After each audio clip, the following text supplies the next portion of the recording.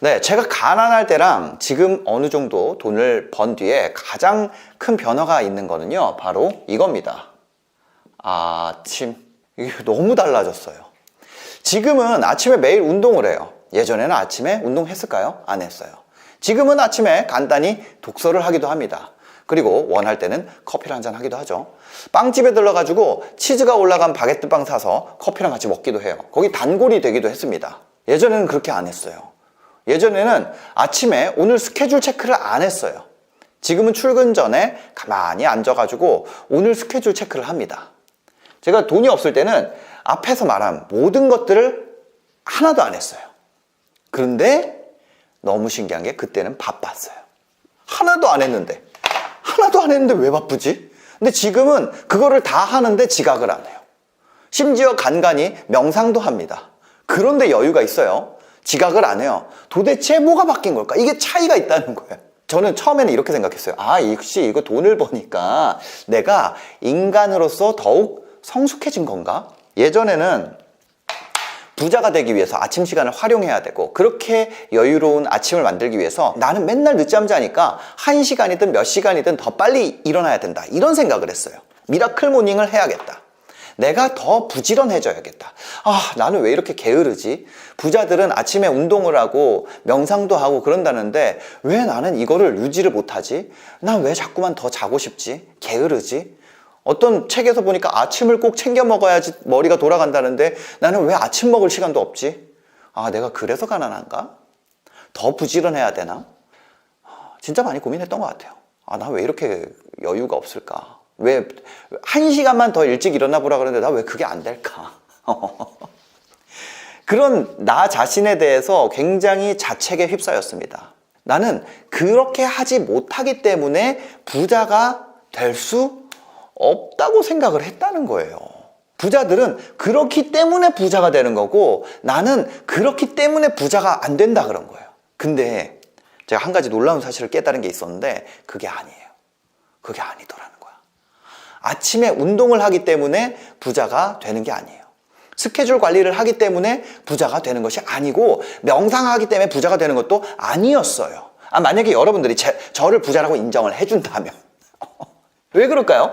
저는 여러분들한테 말해주고 싶은 거예요. 그거에 대해서. 아침이 여유롭기 때문에 부자가 되는 게 아니라는 거예요. 저는 이 아침의 여유에 대한 진실을 얼마 때 딱 알게 됐냐면 요 돈이 딱 넘어가면서 바로 깨닫게 됐어요.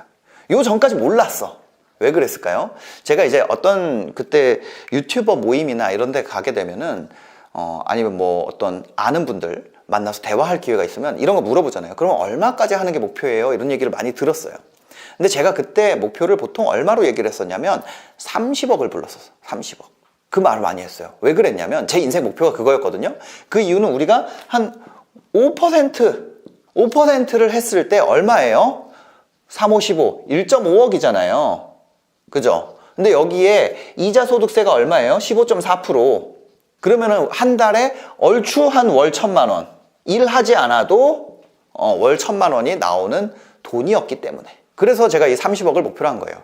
여튼 이런 30억이라는 돈을 갖기 전까지 나는 나 스스로에 대해서 너무 부족하고 모자라고 고쳐야 되는 사람이라고 생각했어요.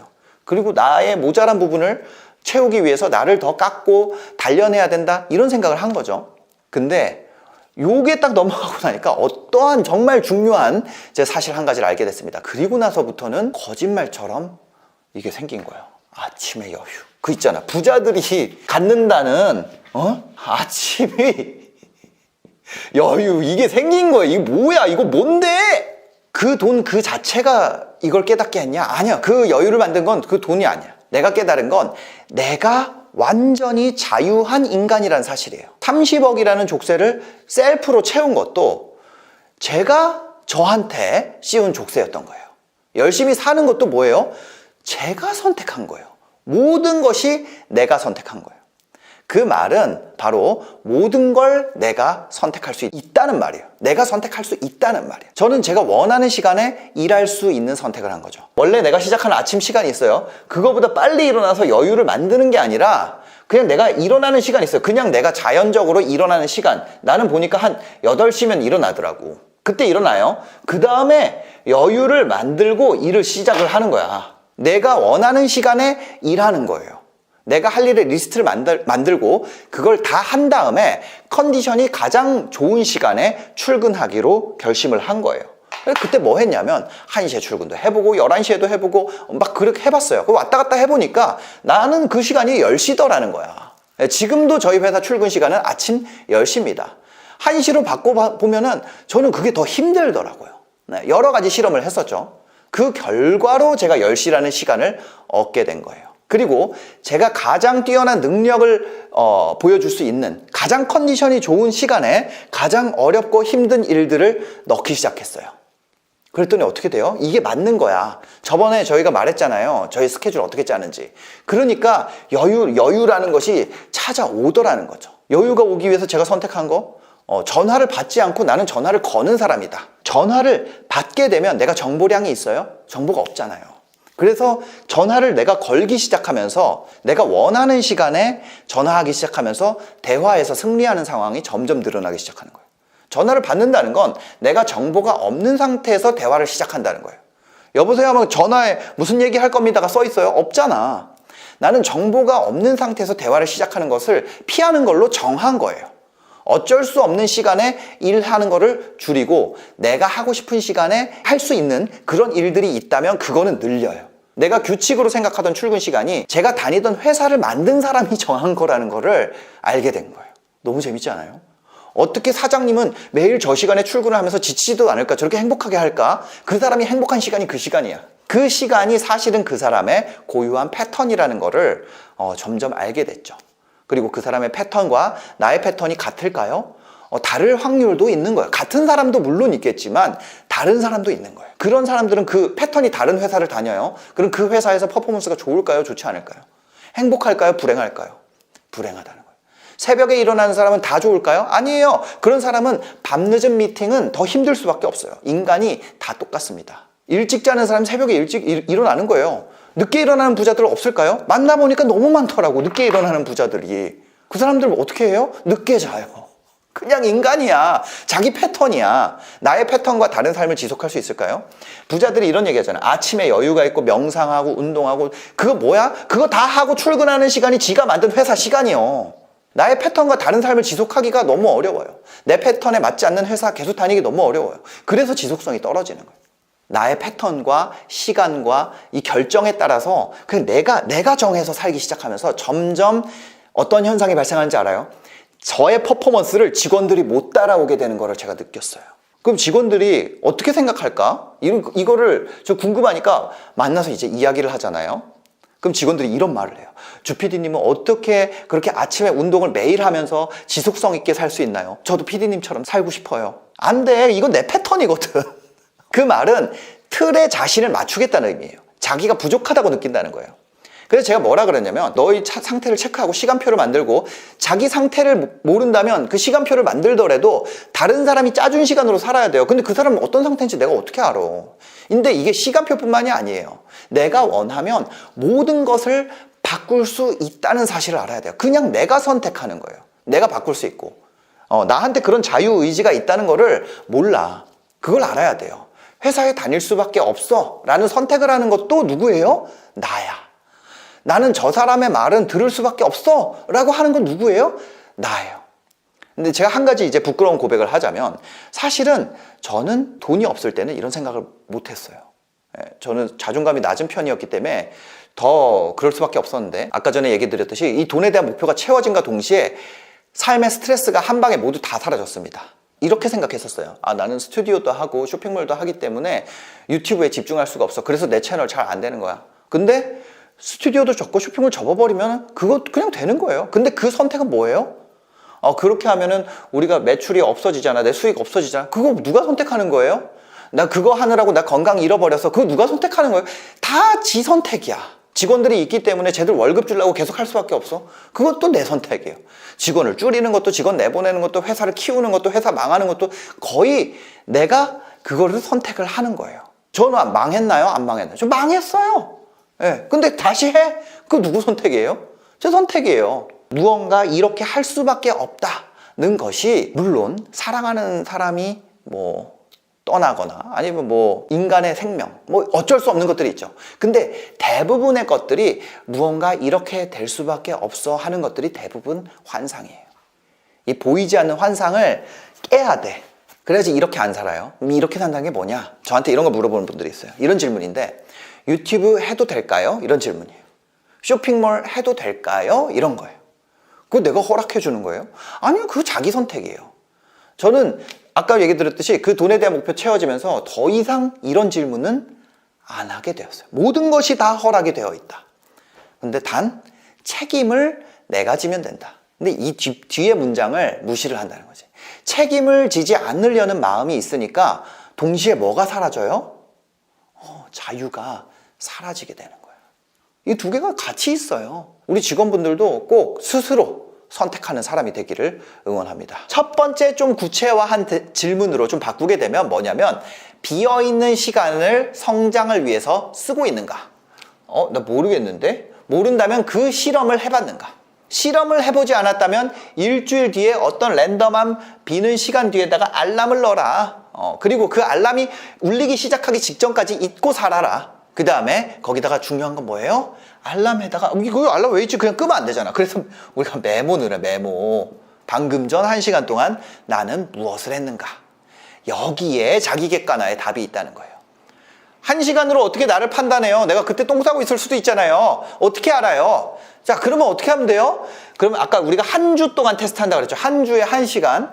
그게 아니라 다음 한 달간 1시간짜리 자기 테스트 알람을 쭉쭉쭉 넣어놓는 거예요. 자기 거에. 여러 개 만들어가지고 지뢰를 심어 놓는 거야. 그 다음에 그 비율을 더 길게 확인한다면 내가 비어있는 시간에 하는 짓을 스스로 더 정확한 자기 객관화를 만들 수 있다는 거죠. 만약에 비어있는 시간이 나를 망치고 있다면 지금 요 길로 넘어오기 전에 봐야 될 영상이 있어요. 뭐냐면 시간표 관련돼서 제가 앞에서 찍어놓은 영상이 있을 거예요. 그거 꼭 보시고, 기본 시간표를 만든 이후에는 내가 막 살아도 되는 타임 블럭을 제외하고 나머지는 다 계획표에 맞춰서 일단 살아야 되겠죠. 나머지는 이제 계획표에 맞춰서 사는데, 계획표가 너무 가혹하면 조정해도 됐지만 어느 정도 불편한 거는 진짜 참아야 돼. 다시 돌아와서 비어있는 블럭이 있는데, 이 비어있는 블럭, 막 살아도 되는 블럭, 내 마음대로 사는 블럭. 근데 이 블럭에 내가 만약에 원하는 것과 맞지 않는 반대 행동을 한다면 그 일을 할 수 없도록 이 빈칸도 아예 없애버려야 돼요. 내 시간표를 꽉꽉 채워놔야 돼요. 쉬는 시간에도 무엇을 할지를 정해서 시간표에 넣어놔야 돼요. 쉰다는 것을 계획해야 돼요. 이것을 좀 더 풀어서 더 구체적으로 얘기를 하자면, 나의 목적성에 맞는 휴식이 무엇인지를 알아야 된다. 뭔 얘기예요? 가족이랑 같이 호숫가를 걷는 것이 내 휴식인지, 아니면 교회에서 기도하는 게 내가 추구하는 휴식인지, 아니면 침대에 누워서 다큐멘터리 보는 게 내 휴식인지. 그죠? 휴식의 시간을 나의 삶의 가치와 맞는 방향으로 채우면 어떻게 돼요? 충전하면서도 앞으로 나가는 거예요. 그 속도가 어떨까? 훨씬 빠르지. 왜? 어떤 놈들이 미친 선택을 해요. 무슨 미친 선택을 하냐? 휴식 시간에 미친 선택을 하는 사람들이 있어요. 뭘 하냐? 어떤 사람들은 자기가 쌓아온 거를 무너뜨리는 걸 휴식이라고 생각해. 다이어트가 목적인데 휴식할 때 폭식을 하는 사람이 있어. 저축해가지고 내가 자산을 쌓는 게 목표인데 휴식할 때는 폭발적으로 소비를 하는 사람들이 있어. 공부를 하는 게 목적인데 쉴 때 막 술 먹어. 뇌를 다 리셋을 해. 그런데 만약에 여러분들이 성을 쌓는데 쉴 때마다 이거를 무너뜨리는 게 그 사람 쉰 거라고 한다면, 그 사람은 나중에 시간 지났을 때 좋은 성과를 얻을 수 있을까요? 아무리 휴식이라고 하더라도 내 진행 방향과 반대로 가는 휴식을 하면 절대 안 되는 거야. 그거는 내가 정방향으로 갈 때 2배 더 힘들게 만드는 선택이죠. 근데 우리가 앞에 뭐 했죠? 알람 테스트, 알람 지뢰 깔아놔가지고 내가 어떤 사람인지 하는 테스트 한다 그랬잖아요. 이 실험 결과, 원래 빈 시간에도 내가 앞으로 가는 거에 맞게 행동하는 사람, 무의식 중에도 그렇게 행동하는 사람이라면 어떻게 해야 되죠? 너무 일정을 빡빡하게 넣을 필요가 없죠. 휴식을 넣고 적절히 배치를 하더라도 앞으로 잘 될 사람, 자기 자신을 믿어도 돼요. 마음이 가는 대로 행동해도 돼요. 너무 열심히 하지 않아도 돼요. 왜? 수많은 경쟁자들이 알아서 휴식 시간에 자기 성을 무너뜨리고 있을 거기 때문에 그냥 스트레스가 없이 비워두면서 살아도 돼요. 이런 사람들한테 우리가 하는 말이 있어요. 당신이 원하는 삶을 살고 좋아하는 방향대로 자신을 흘려보내면 된다. 이렇게 얘기하는 거예요. 그런 사람들한테 하는 소리예요. 근데 앞에 테스트에서 스스로에 대해서 자각을 해봤어요. 근데 내가 영 아니다 싶어. 그럼 어떻게 살아야 돼요? 빽빽하게 살아야 되는 거야. 열심히 살아야 되는 거예요. 지금 앞에 제가 얘기 드렸던 그 계획표 만드는 비디오, 그거를 보고 내가 계획표 만들어서 살아야 돼요. 그렇지 않으면 어떻게 될까요? 계속 삶이 제자리 걸음 하는 거. 나 열심히 살았는데 왜 이렇게 제자리 걸음 하고 있지? 이런 자신을 결국에는 발견하게 되더라, 이겁니다. 제일 중요한 게 이거라는 거예요. 바로 자기 객관화. 예, 근데 자기 객관화라는 걸 여러분들이 어떻게 하느냐라는 거야. 이거 자기 객관화를 어떻게 하라는 거야. 이거를 하지 않으면 성공을 할 수가 없다면서 도대체 그러면 지금까지 아무도 이걸 어떻게 하는지를 안 알려주잖아요. 그래서 제가 지금 계속 이어서 얘기 드리는 게 뭐냐면 이 방법론에 대한 얘기를 하려고 그래요. 이거 중요하다는 건 이제 별로 중요한 얘기가 아니야. 다 알아. 그럼 이 방법에 대해서 어떻게 할 수 있는지, 내가 누군지 스스로 알 수 있는 가장 정확한 방법에 가까운 판단할 수 있는 근거는 뭐냐? 바로 비어있는 시간을 우리가 체크해 보는 거예요. 비어있는 시간? 그거 어떻게 체크하는 거예요? 제가 아는 분 중에 서수경이라는 누나가 있어요. 이 누나가 소녀시대 스타일리스트로 유명한데 제가 힘든 일을 겪고 있을 때 연락이 와가지고 저한테 엄청난 인사이트를 주는 거예요. 엉규야, 누나는 정신이 없을 정도로 일정을 칵칵하게 채운다? 힘들 때 그냥 일정을 채워가지고 해야 돼. 나는 요즘에는 누워있는 시간도 어디서 누워있는지 아니? 피부과에서 뭐라도 얹어놓고 누워있어. 이렇게 얘기하는 거야. 그래서 저는 이 비어있는 시간이 계속 이렇게 부정적으로 가는 거예요. 그래서 이 시간을 없애버리라는 거야. 이렇게 여유 없이 사는 것이 더 행복한 사람들이 있다는 거죠. 어떤 사람들은 시간이 비어있으면 자동적으로 우울해지는 사람이 있어요. 근데 비어있는 시간을 어떻게 내가 사용하는가에 따라서 내가 어떤 사람인지가 그냥 정해지는 거예요. 이 시간에 내가 어떤 상태가 되느냐. 그걸 기반으로 라이프 스타일을 정리를 해야 돼요. 그러니까 이번 주는 내가 이미 다 어떻게 흘러갈지 알잖아요. 그래서 다음 주에 1시간 정도 비어있는 시간을 만드는 거예요. 그 다음에 그 1시간이 끝날 때쯤에 뭘 하냐. 내가 핸드폰으로 알람 맞춰 놓는 거야. 예를 들면 다음 주 금요일 오후 3시에 알람 맞춰놔. 2시부터 3시까지 내가 아무 일정도 잡지 않고. 그 다음에 그 알람에다가 메모를 할 수 있는 기능이 있을 거예요. 이 메모에다가 뭐라고 써놓냐면 방금 전 1시간 동안 뭐 했나 라고 써놓는 거야. 내가 인식하지 않고 살다가 알람이 갑자기 핸드폰 울리는 거야. 그래서 보면은 내가 뭐 했는지 스스로 알 수 있는 거죠. 방금 전에 무슨 일을 했는지를 확실하게 체크를 해본다는 거예요. 스케줄이 비어있을 때 내가 지금 모바일 게임에 빠져 살고 있고 삶을 망치는 선택을 하고 있다면 스스로를 망가뜨리는 사람이라는 거를 셀프 인정을 해야 되는 거예요. 나를 망친다는 건 또 뭐냐? 그것도 구체적으로 얘기를 할게요. 뭐가 망치는 거야? 게임하는 게 망치는 거야? 뭐야? 스스로 망친다는 것을 더 쪼개서 얘기 드릴게요. 내가 원하는 삶의 방향과 다른 방향의 삶을 살면서 이 차이에 대해서 괴로워하고 있다는 거예요. 내가 만약에 첫 번째 가치, 화목하고 행복한 가정을 꾸리는 것이 내 첫 번째 가치예요. 그러면 사는 것도 내가 돈 버는 삶을 살아야 돼요? 아니면 화목하고 행복한 가정을 원하는 삶을 살아야 돼요? 이거에 맞는 가치로 살아야 돼. 근데 스스로를 망친다는 것은 내가 원하는 모습과 실제로는 반대로 행동하는 거예요. 그럼 이걸 또 사례를 들어서 얘기를 드릴게요. 저는 정확하게 이런 사람이었어요. 나를 망치는 사람이었다는 거예요. 제가 어릴 때 뭐 했어요? 좋은 대학교 가고 싶다고 얘기했어. 저는 아주 어릴 때는 서울대 갈 줄 알았어요. 좀 커서는 연세대, 고대는 다 가는 줄 알았어. 근데 내가 더 커서 알게 됐지. 말만 그렇게 하고 비어있는 시간에는 뭐 하고 있었어요? 게임에 빠져서 살고 있었어요. 수업 시간에 뭐 해요? 그때 했던 게임에 이렇게 사람 모양대로 이렇게 빈칸이 있었거든요. 여기다가 뭐 넣어야 되는지 막 찾아보고 그 적어놓고 하고 있었어. 이거 능력치 막 계산하고 있었어. 이거 어릴 때만 이랬냐? 나이 먹어선 더 했어요. 꿈이 뭐라 그랬어요? 다큐멘터리 감독이 되고 싶어요. 그러면서 실제로는 뭐 했어요? 게임에 빠져서 살고 있었다는 거예요. 그 대신 그러면 그 다큐멘터리 꿈을 위해서 뭐 했냐? 컵라면 먹을 때 게임을 알트 탭으로 내려놓고 다큐멘터리를 본 거예요. 아주 짧은 시간이었는데 그때 어떤 다큐멘터리 봤냐면 볼링 포 컬럼바인이라고 요거 마이클 무어 작품이거든요. 아니면 슈퍼 사이즈 미 모건 스팔록이었나? 그 감독이 찍은 아주 그때 1인칭 다큐멘터리 재밌는 것들이 있었어요. 그리고 그런 감독이 내가 될 거라고 얘기를 했죠. 그 이름을 말하는 것 자체가 마치 그런 삶을 사는 것인 양. 근데 그 이름 아는 거랑 실제로 그렇게 사는 거랑은 완전히 다른 거예요.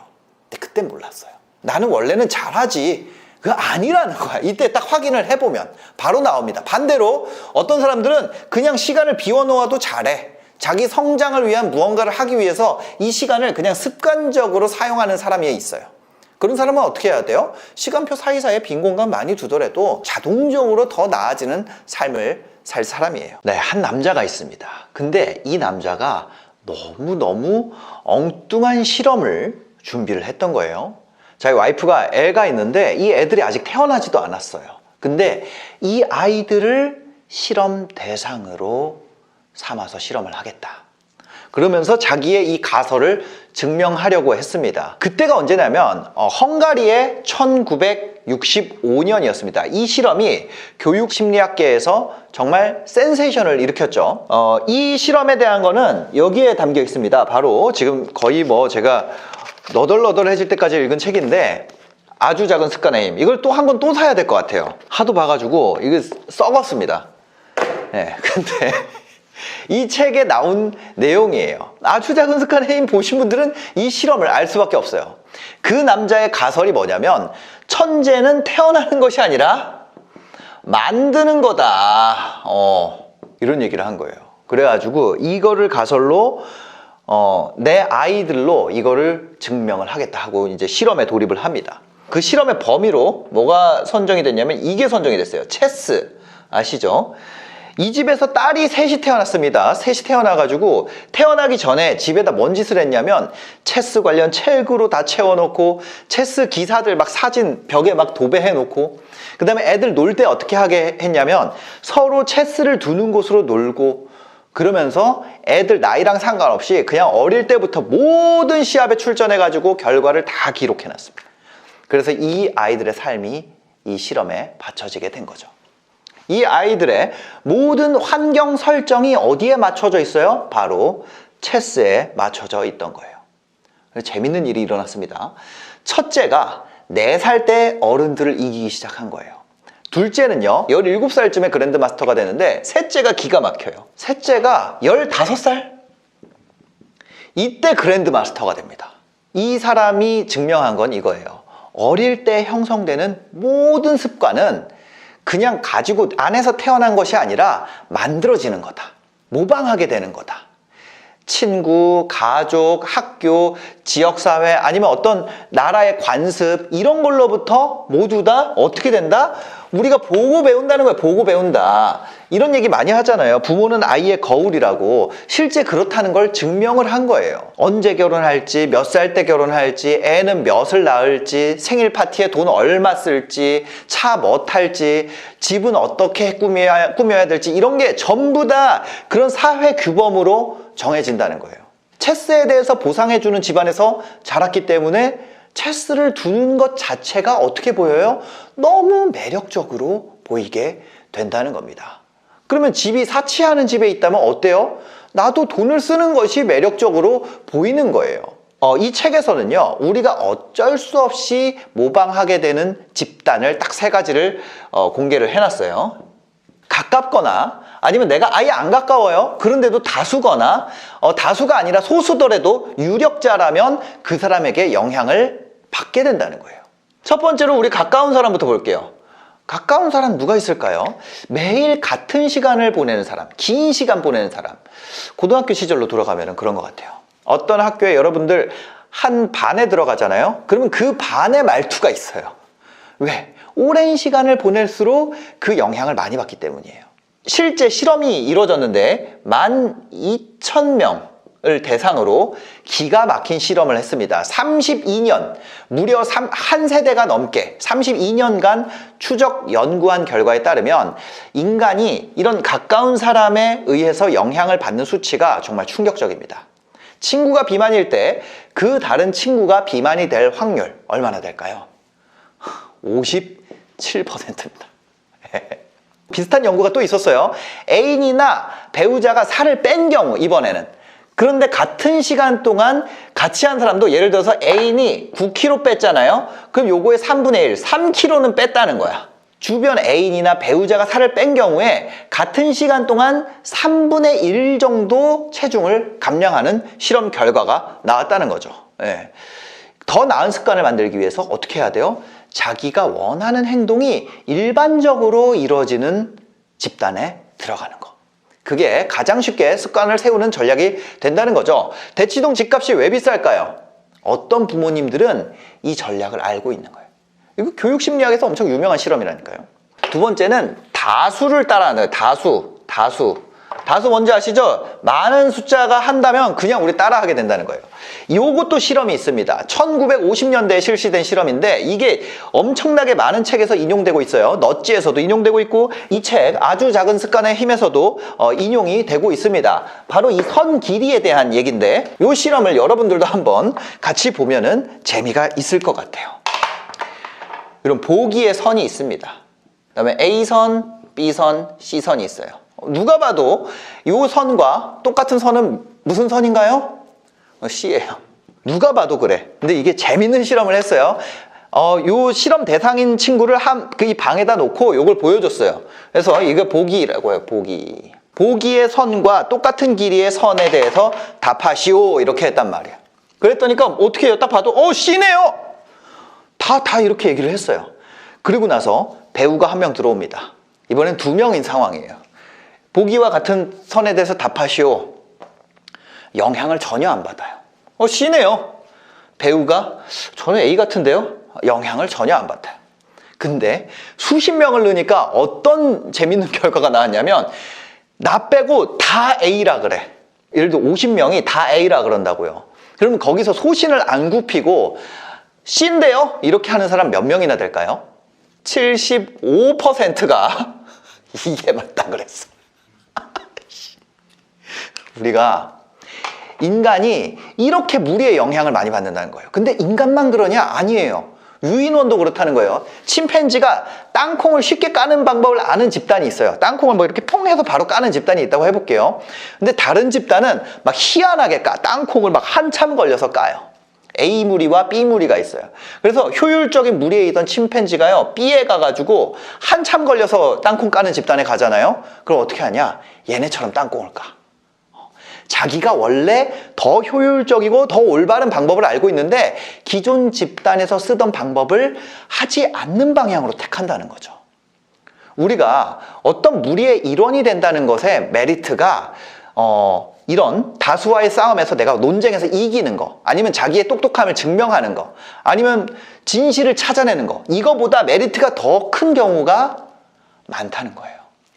그러니까 우리가 뭐예요? 무리가 다 일로 뛰고 있는데 나 혼자 일로 뛰는 거, 여기에 너무 많은 에너지가 필요하다는 거죠.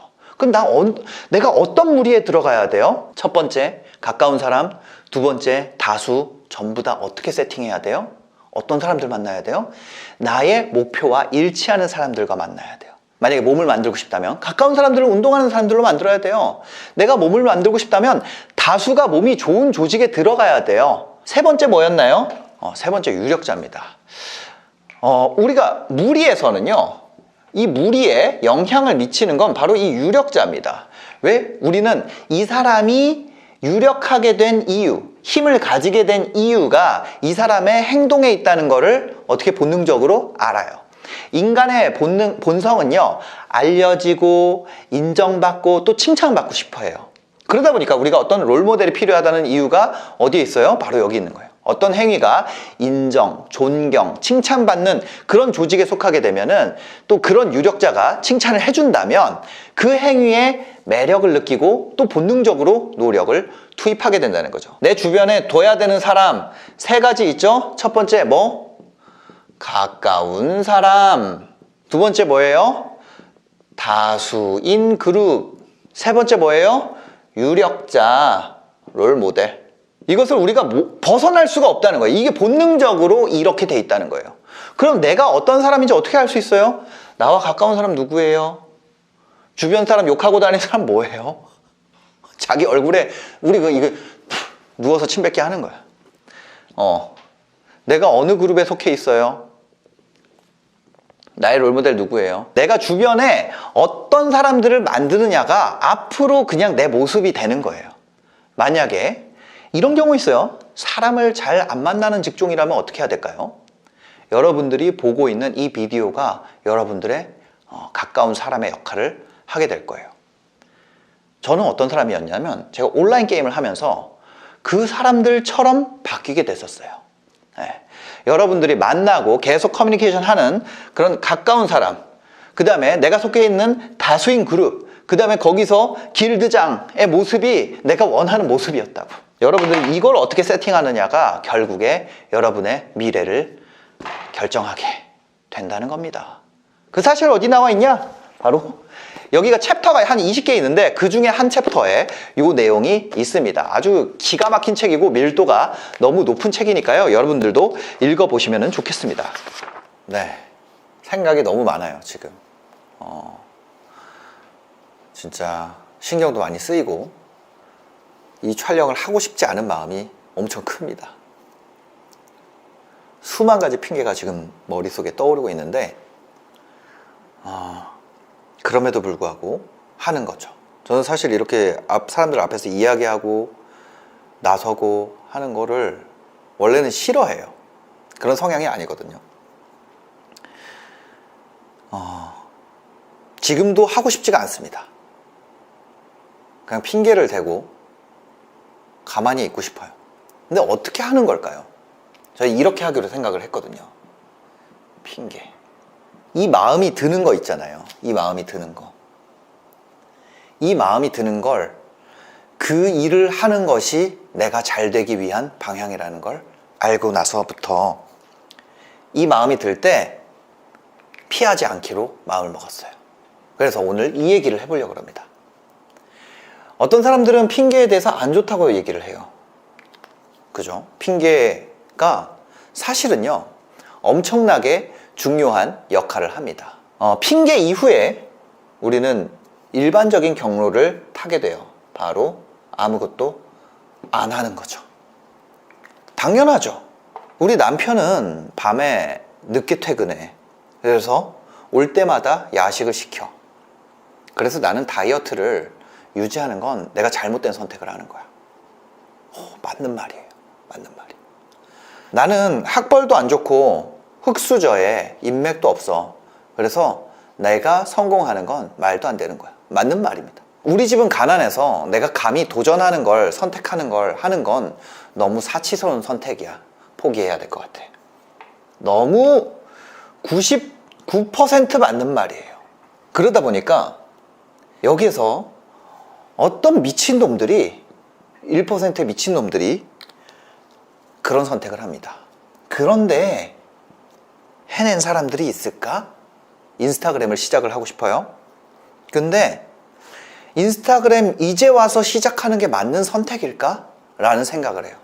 지금 와서 너무 많은 사람들이, 스타들이 탄생하고 마음속에 핑계가 가득하죠. 지금 해가지고는 안 될 것 같아. 인스타그램은 개인이 유명해지고 싶은 사람이 하는 거지 내 가게를 유명하게 하는데 인스타그램 쓰는 거는 아닌 것 같아. 그런 생각을 하고 안 합니다. 그런데 이런 1%를 우리가 찾아낼 수만 있다면, 그리고 이 사람들을 우리가 촘촘하게 분해낼 수 있다면 인생이 어떻게 될까요? 바뀌게 되더라는 거예요. 사실은 이 핑계는요, 핑계 때문에 할 수 없는 게 아니라 핑계 덕분에 할 수 있는 거예요. 예를 들면 어떤 남자가 있다고 생각을 해볼게요. 이 남자는 남자입니다. 이 남자의 목표는 아주 단순해요. 이쁜 분을 만나기예요. 이분이 근데 문제가 얼굴도 별로고 키도 작고 뭐 돈도 없어요. 직업도 변변치 않아. 이런 거를 자기가 예를 들면 알고 있다고 해볼게요. 얼굴도 별로고 키도 별로고, 그래서 내가 이거를 하고 싶은 거에 대해서 말도 안 돼. 나는 이런 핑계들이 떠오르니까 이건 말도 안 돼 하고 단념하는 게 몇 퍼센트? 99%입니다. 근데 1%에 이걸 해낸 애들이 있어요. 근데 우리가 이 1%가 될 수 있을까요? 될 수는 없어. 이 1%를 제가 뭐라 부르냐면 돌연변이라고 합니다. 돌연변이. 근데 이 돌연변이들의 전략을 우리가 배울 수는 있다고. 자, 여기서 이 1%를 찾는 것과 이 남자의 입장에서 어떤 전략을 배워온다고 했을 때 무조건적인 이쁜 여자를 만난 남자의 전략을 배워오는 게 맞을까요? 아니면 얼굴도 별로고 키도 작고 돈도 별로 없고 직업도 변변치 않은데 이런 상황에서 이쁜 여자를 만난 1%의 전략을 배워오는 게 이 사람에게 유효할까요? 우리가 이 부분 있잖아요.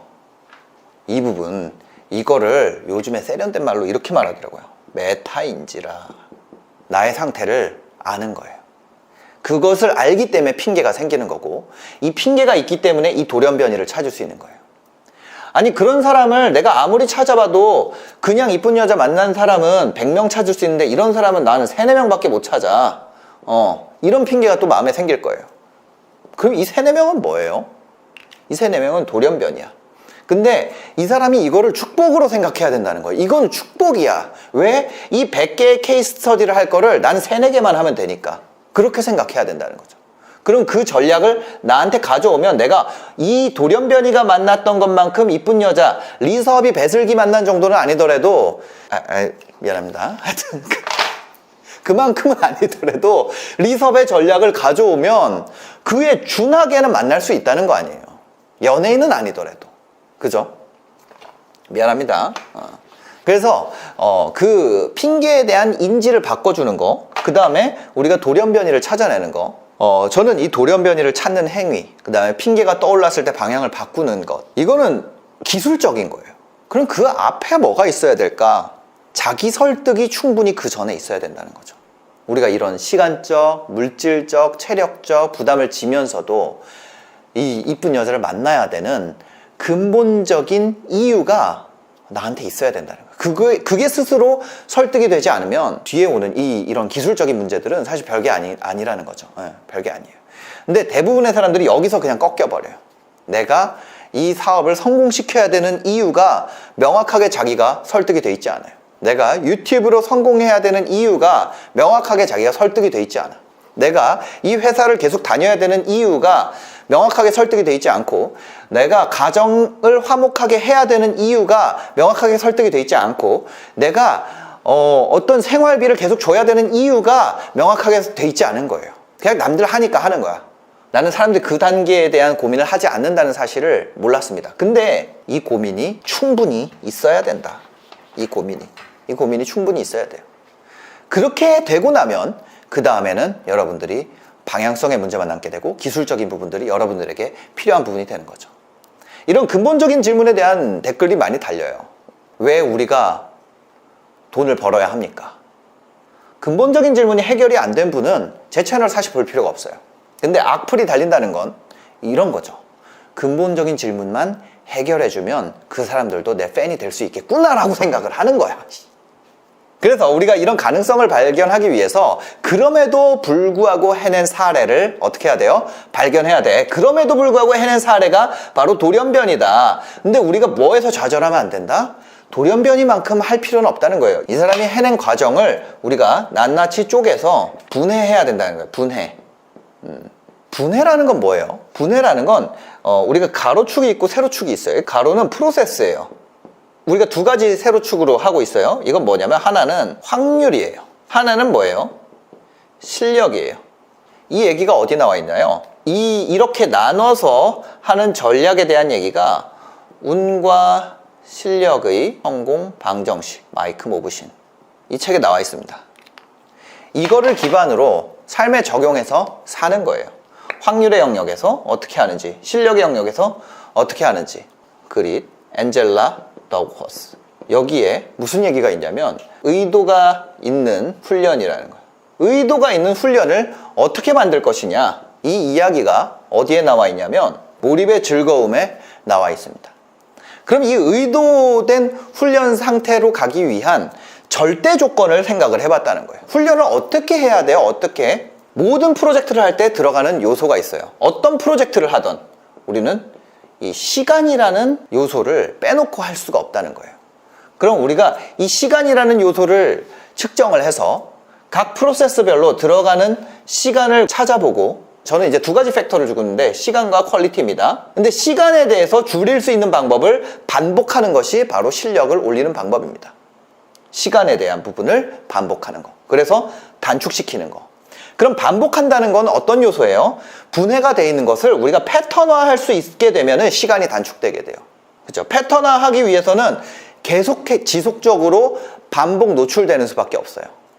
그걸 통해서 패턴화하게 됨으로써 실력이 늘어나게 되고, 단순 반복 훈련을 함으로써 실력이 늘어나게 되고, 그럼 실력의 영역에는 우리가 시간을 넣어줘야 된다는 거죠. 이건 버려지는 시간이 아니에요. 실력에 넣는 시간은 버려지는 시간이 아니라는 거예요. 자, 이거를 좀 사례를 들어서 얘기를 해볼게요. 우리가 역도 시합을 합니다. 100kg를 들었어요. 이 사람은 100kg를 들 수 있는 사람이야. 다음 날에 운이 좋아서 200kg를 들 수 있는 사건이 일어날까요? 한 번 들 수 있을 때 들 수 있는 최대 중량을 늘리기 위해서 이 운동하는 사람들이 얼마나 노력하는지를 안다면 5kg 늘리는 것도 엄청나게 힘든 일이라는 걸 알 거예요. 운이 좋다고 어느 날 5kg 더 들지 않는단 말이에요. 심지어 5kg라도. 근데 막 10kg, 20kg씩 더 드는 일은 없어요. 거의 없다고 보면 돼요. 빵입니다. 20kg씩 더 드는 건 빵이에요. 내가 오늘 예를 들어 100kg 들었는데 다음날 그냥 120kg 들 수 있다, 운이 좋아서. 그거 없다는 거야. 그게 뭐예요? 실력의 영역. 근데 이 사람이 예를 들어서 어떤 역도 대회가 100kg 정도면 우승권인데 항상 3등, 4등만 하는 거예요. 저 잘 모릅니다. 역도 대회를 안 하니까 잘 모르죠. 근데 항상 3등, 4등만 하는 거야. 근데 어떤 일이 발생했냐면 1등이 오다가 막혀서 못 왔습니다. 2등은 배탈이 났어요. 3등은 예를 들면 뭐 동원예비군 갔어. 그래가지고 원래 4등 해가지고 메달을 못 받았던 애가 우승했단 말이야. 이건 뭐예요? 이건 확률의 영역이에요. 그 확률을 늘리기 위해서 해야 되는 건 뭐예요? 참가 훈련서를 많이 쓰는 거 아니에요? 참가 훈련서를 많이 쓰는 게 확률의 영역이에요. 근데 뭔 짓을 하냐면 확률의 영역에서 우리가 시간을 투입하는 거는 버리는 시간이라고 그랬잖아. 근데 뭐 하냐면 이 참가 신청서에 글씨체 예쁘게 하는 연습을 하고 있다고. 확률의 영역에서 훈련을 하고 있다고. 확률의 영역에서 훈련을 하면 돼요? 안 돼요. 그 인생 망하는 거야. 반대로 실력의 영역에서 확률의 영역처럼 하는 사람이 있어요. 만약에 우리가 인스타 잘 되는 거, 쇼핑몰 잘 되는 거, 아니면 뭐 카페 잘 되는 거, 꽃집 잘 되는 거, 이것은 분명히 운과 실력이 섞여 있을 거예요. 유튜브 잘 되는 거. 근데 이것을 100% 운으로만 생각한다면 어때요? 내가 유튜브도 해보고 인스타도 해보고 쇼핑몰도 해보고 카페도 열어보고 꽃집도 차리는 것이 확률적으로 아까 전에 A 대회 가보고 B 대회 가보고 C 대회 가보고 하는 거랑 확률적으로 어때요? 확률의 영역의 전략이야. 근데 한 가지 여러분들이 실수하는 건 여긴 실력의 영역이 섞여 있다는 거예요. 그러면 어떻게 돼요? 이렇게 하다가 뻥 터지는 거 그냥 하면 되지. 근데 거기서 실력이 없으면 어차피 지속이 안 돼. 그럼 실력을 늘리려면 어떻게 해야 돼요? 시간을 투입을 해야지. 인스타그램을 잘하기 위해서, 유튜브를 잘하기 위해서, 쇼핑몰 잘하기 위해서, 카페를 잘하기 위해서, 꽃집을 잘하기 위한 실력의 영역이 존재한다는 걸 인정하지 않으면 계속 확률 영역식의 플레이를 하다가 아무것도 잘 안 될 거예요. 다 망할 거야. 다 망할 거야. 다 망할 거라고요. 복권 긁는 것처럼 실력의 영역이 섞여 있는데 확률식 전략을 택하고 확률의 영역에서 참가 신청서에 글씨체 연습하는 것처럼 실력의 전략을 취하면 인생이 어떻게 되겠어요? 앞으로 한 걸음도 나갈 수가 없다는 거야. 한 걸음도 나갈 수 없다. 너무 다행인 건 이 실력과 확률의 영역이 우리가 잔잔히 쪼개가지고 나눠야 될 정도로 나눠져 있기 때문에 어쩔 때는 확률이 터지면서 조금 앞으로 나가는 느낌이 들 수 있겠죠. 하지만 이게 받쳐주지 않기 때문에 결국에는 망해 자빠진다는 거예요. 그렇게 나와 있어요. 마이크 모브신이 얘기를 했습니다. 그럼 우리가 운인지 실력인지 어떻게 알 수 있을까요? 알 수 있는 방법이 있다는 거예요. 저는 아이를 길러요. 아이가 7살입니다. 얘랑 가위바위보를 해요. 난 져주고 싶어. 근데 져줄 방법이 없는 거야. 얘랑 주사위 던지기를 해요. 6이 나오면 이기는 거야. 근데 내가 주사위 던지기를 하면서 얘한테 져줄 수 있어요? 져줄 수가 없는 거예요. 무슨 영역이에요, 그러면? 그건 확률이라는 거야. 근데 팔씨름을 해. 내가 몇 번 져줄 수 있어요? 영원히 져줄 수 있어. 얘 기분 좋게 해줄 수 있어. 그거 뭐예요? 실력의 영역이에요. 그래가지고 우리가 그런 얘기 하잖아요. 군대에서 탁구 칠 때 선임이 맨날 이런 얘기 하잖아. 야, 저 주지 마라. 혹시 기억나시나요? 저는 기억이 납니다. 저에게 그 말을 했던 그 선임들. 스타 할 때도 마찬가지죠. 병신아, 저 줬지 야 이러면 아닙니다. 그래서 어떻게 해줘야 돼? 겨우겨우 이렇게 하는 것처럼. 그게 더 어려운 거잖아. 어떤 느낌인지 알죠? 그게 뭐예요? 내가 원하면 져줄 수 있는 거? 그럼 스타크래프트는 확률의 영역이야? 실력의 영역이야? 실력의 영역. 근데 내가 그거를 구별하려는 테스트도 안 해. 그 다음에 전략을 그냥 자기 마음대로 갖다 써. 그러면 그 사람 인생이 잘 안 풀린다는 얘기예요. 그러면 우리가 이렇게 봤을 때 이 프로세스가 아까 있었잖아요. 이 프로세스를 분해한다는 건 도대체 어떤 의미일까? 자, 지금 이 이미지를 보시면 너무 멋지잖아요. 강에 뭐가 비쳤어요? 해가 비쳐, 햇살이 부서지는 거야. 너무 아름다운 거예요, 이 사진. 근데 이 사진을 가지고 이거를 사진처럼 그려내는 사람이 있어요. 이걸 윤술이라고 부르는데 어때요? 와, 거의 사진 같지 않아요? 천재적 재능을 가진 사람들이 있다는 거예요. 근데 우리가 분해 작업을 통해서 이것을 누구나 하게 만들 수 있다는 거죠. 한번 이걸 보시죠. 저것을 칠하는 거는 어때요? 너무 단순한 일인 거야. 분해 작업을 통해서 누구나 할 수 있는 일로 바꿨어요. 그 순간 이것이 우리가 프로세스화 할 수 있고 다른 사람에게 복제할 수 있고 고성과를 일반화할 수 있는 작업이라는 사실을 어떻게 돼요? 깨닫게 된다는 거야. 분해를 함으로써. 그럼 우리가 이 분해를 하려면 어떻게 해야 되냐? 분해하는 방식에 대한 것도 제가 바로 슈퍼노멀이라는 책을 통해서 말씀을 드리고 있습니다. 슈퍼노멀이라는 거는 뭐냐? 우리가 어떤 표준 정기분포를 봤을 때 우리의 핑계가 있음에도 해낸 애들, 이게 뭐라 그랬죠? 이게 돌연변이야. 근데 얘네 거를 가지고 우리가 분해를 통해서 확률의 영역에서 빈도를 높이고 실력의 영역에서 훈련을 해가지고 갈 수 있는 것, 그것은 뭐냐면 우리가 보통 사람이기 때문에 평균의 상단에 있는 위치에 이 위치까지는 우리가 갈 수 있다는 거죠. 이것이 바로 뭐예요? 슈퍼노멀이에요. 이거를 하는 방법이 바로 5단계가 있다는 거예요. 그 5단계가 뭐예요? 처음에 돌연변이를 발견하고 그 다음에 분해한 다음에 실력의 영역을 끌어올리고 운의 영역에선 빈도를 높이고 그 다음 매뉴얼화. 이 5단계입니다. 이걸 통해서 우리가 이 위치까지 갈 수 있어요. 이걸 뭐라 그러냐? 자영업이라 그러냐. 나 혼자서 여기까지 가는 거예요. 이것이 우리가 생각하는 월 1,000만 원에서 한 3,000 정도 버는 자영업자로 가는 길이라는 거예요. 이런 사람들이 없느냐? 아니에요. 이런 사람들이 여러분들이 지하철 타잖아요. 그럼 거기 쭉 앉아있는 사람 한 줄 중에 한두 명은 이만큼 있어. 그래서 그거를 가는 매뉴얼화를 해놓은 책이 바로 슈퍼노멀이라는 책이고, 그 책을 여러분들이 사주셨으면 좋겠다. 이렇게 오늘 방송은 마무리하도록 하겠습니다. 댓글 보시면 링크가 있으니까요. 많은 구매 부탁드리겠습니다. 오늘은 진짜 재밌는 얘기를 한번 해볼게요. 제가 그동안 부자들의 만나서 어쩐다, 이게 되게 막 대단한 걸 얘기했는데, 오늘은 진짜 어디서도 밝힌 적 없던 부자들의 특징입니다. 곰곰이 생각해보니까 안 좋은 쪽 특징도 있더라는 거죠. 제가 지금 말하는 부자라는 거는 한 100억 이상 넘어가는 분들을 얘기하는 겁니다. 네, 첫 번째는요, 질투가 심합니다. 질투가 심하고 다른 사람들을 잘 깎아내립니다. 제가 만만해 보여서 그런지 제 앞에서 다른 경쟁 회사나 어떤 사람에 대한 험담을 하더라고요. 근데 제가 볼 때는 그 험담을 당하는 그 사람도 엄청나게 대단한 사람인 것 같은데, 예를 들면 이런 거예요. 포브스에 누가 나왔다, 이런 주제가 있으면 엉규씨 그거 몰라요? 돈 주면 그거 다 넣을 수 있는 거 몰라요? 엄청 순진하네, 이러면서 얘기를 하는 거예요. 누가 얼마에 엑시트한 거 대박이다, 만약에 이런 얘기가 나오잖아요. 그러면 그 사람이 실제 지분이 얼마고 그 전체가 그 사람 돈이 아니고 그 전에 부채가 얼마가 있었고 해가지고 정보가 굉장히 디테일합니다. 그리고 실제로 얼마를 벌었는지를 얘기를 해주는 거죠. 만약에 우리로 치면 어떤 걸까요? 이런 거죠. 친구 중에 누가 구글 취업했대. 걔 구글 취업했대. 그러면 이렇게 얘기하는 친구 있잖아요. 아니야, 걔 구글 코리아잖아.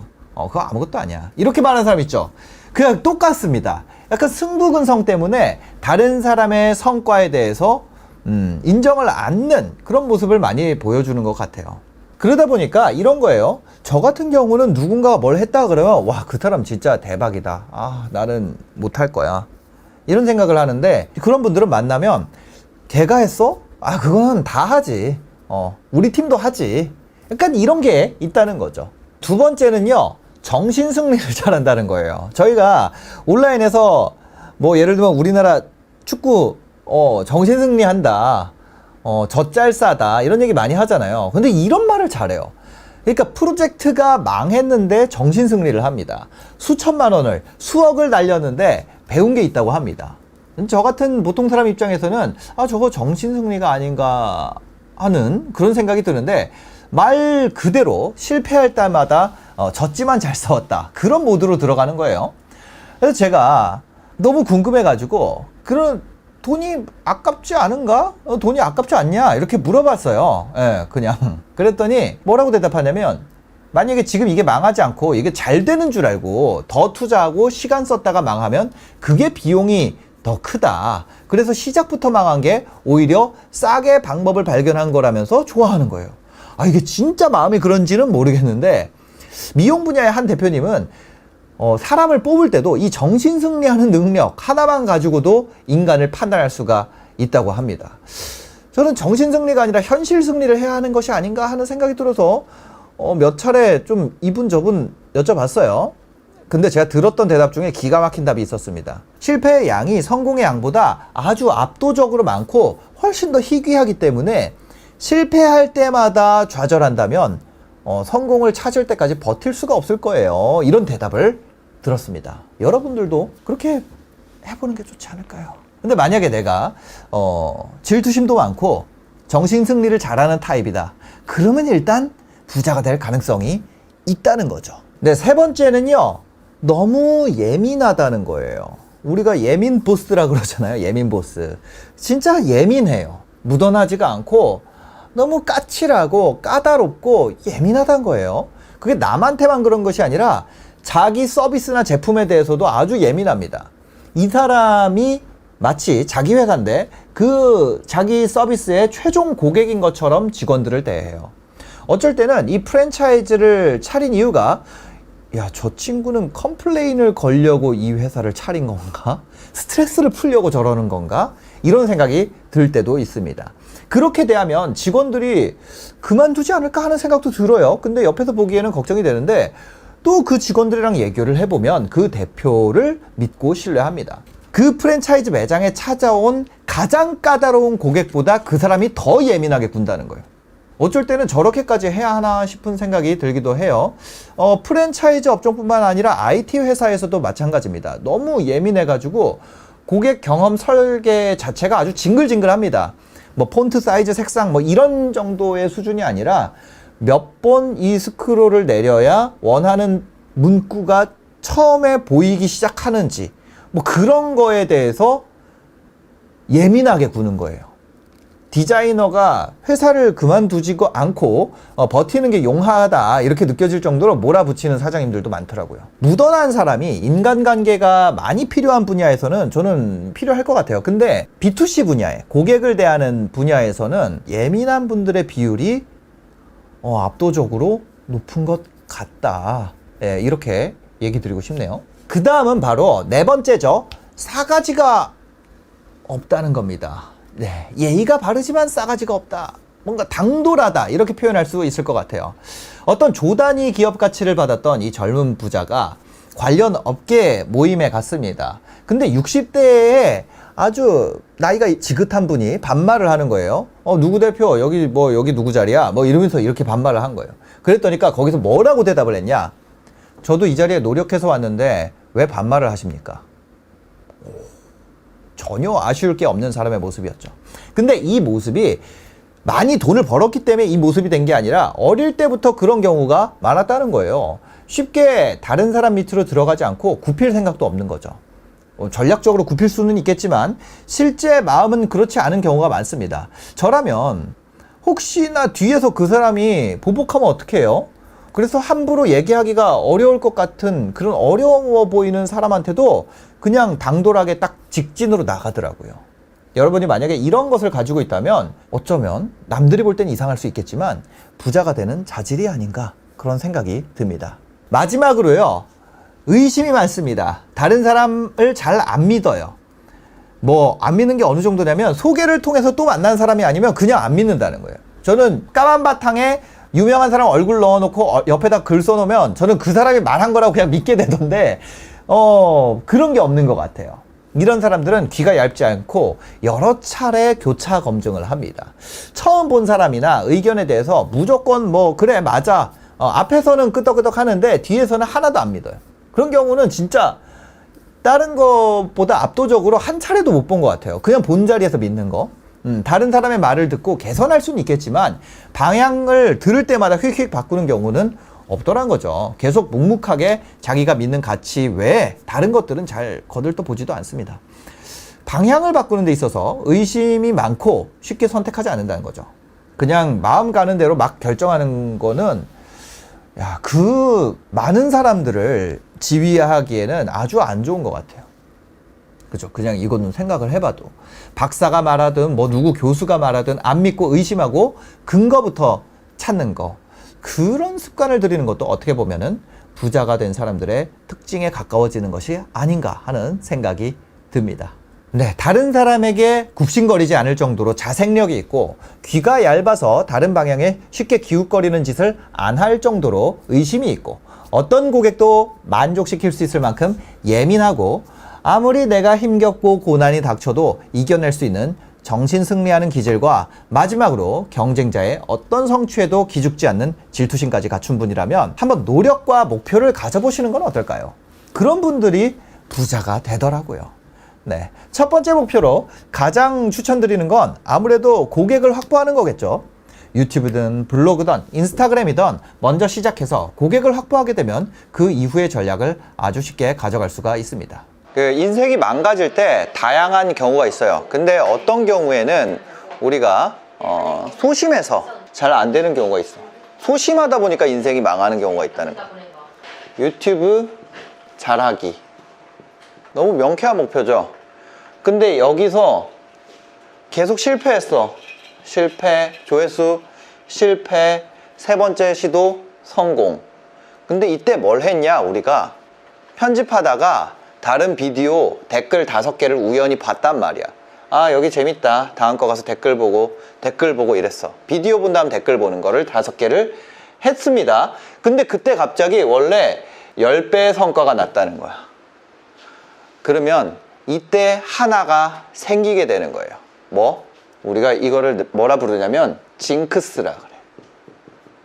그래서 이 사람이 그 다음부터 뭘 하냐면 성공을 했잖아요. 그 다음번 비디오를 만들 때도 댓글 5개를 보기 시작해. 근데 어때? 또 잘 된 거야. 그 다음 어때? 또 잘 돼. 와, 이게 비밀이었구나.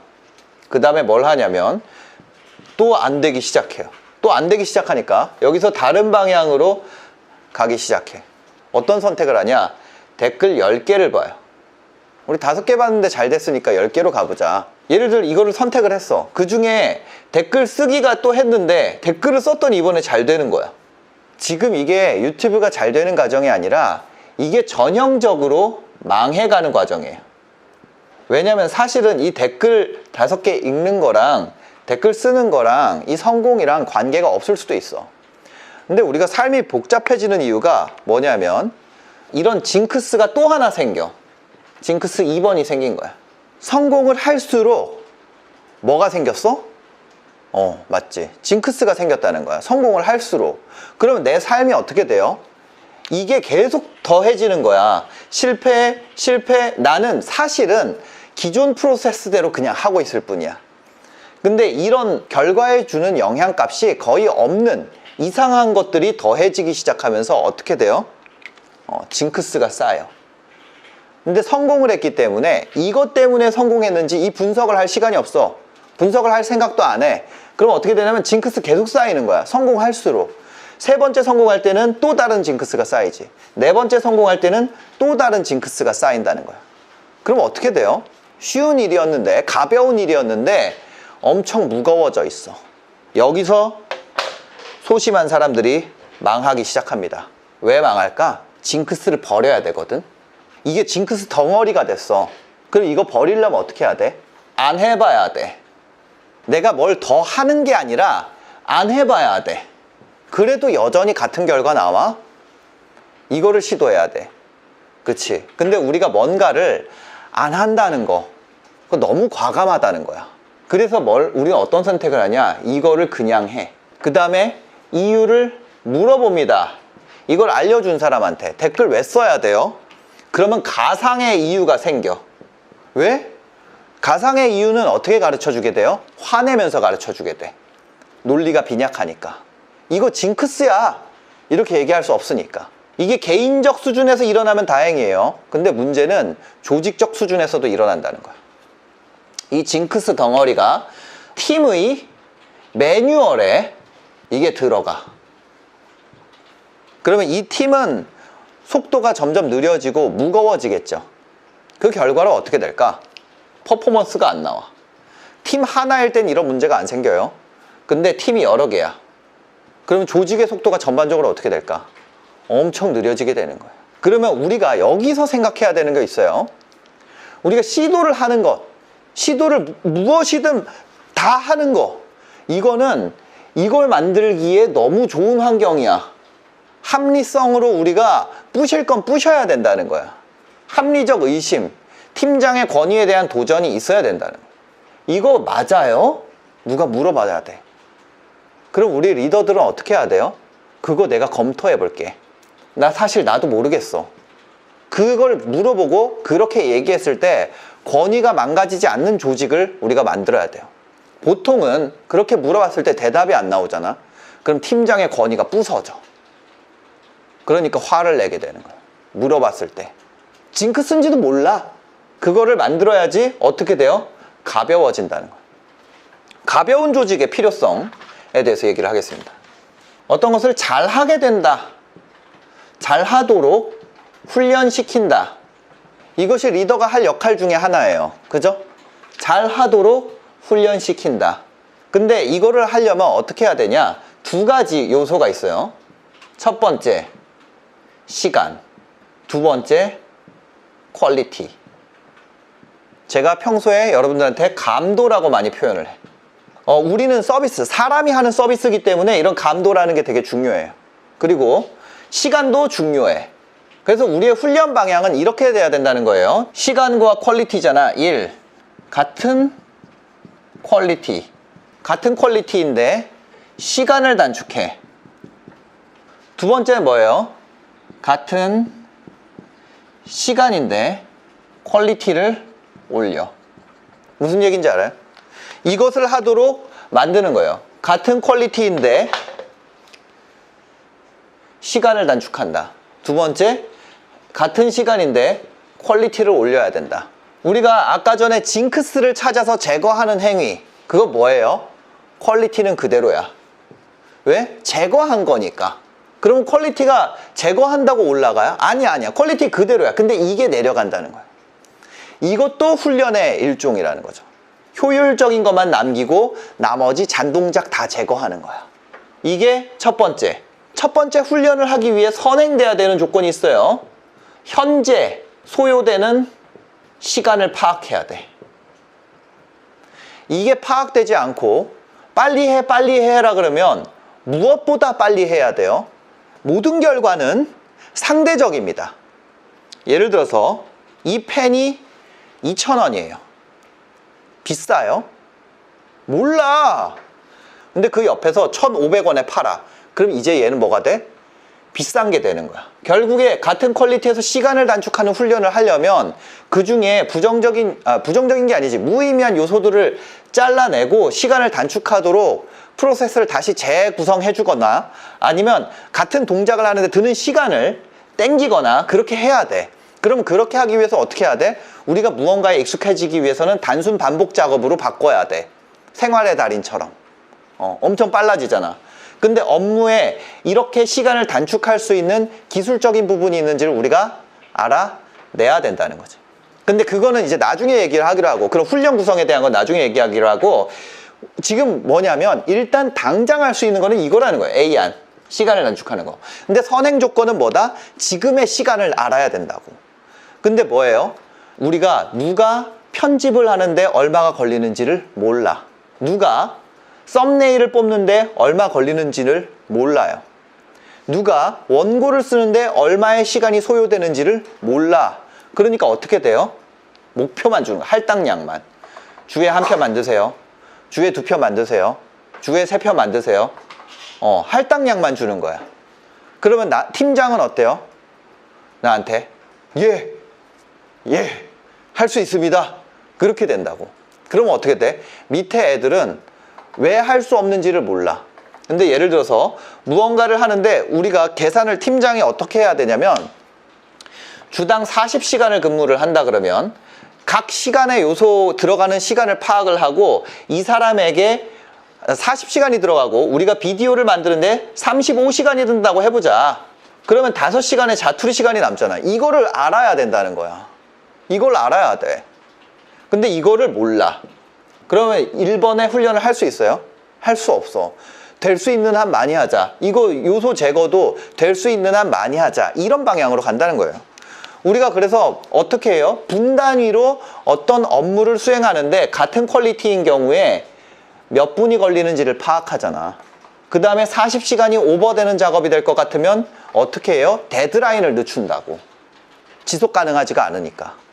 근데 아까 여기서부터 얘기가 나왔는데 우리가 같은 시간에 퀄리티를 올리는 거, 요거는 완전 훈련이야. 더 해야 돼. 뭔가를 더 하거나 뭔가에 대한 화학적인 변화가 있어야 돼. 근데 이거는 같은 퀄리티의 시간을 단축하는 거는 우리한테 쌓여있는 징크스를 제거하는 거, 과감하게 업무를 안 해버리는 거, 그 부분을, 그것만으로도 1번이 개선될 가능성이 매우 높다는 거야. 우리가 뭐에 많이 의존해요? 매뉴얼화 작업, 시스템화 작업을 하자고 매일 얘기를 하잖아.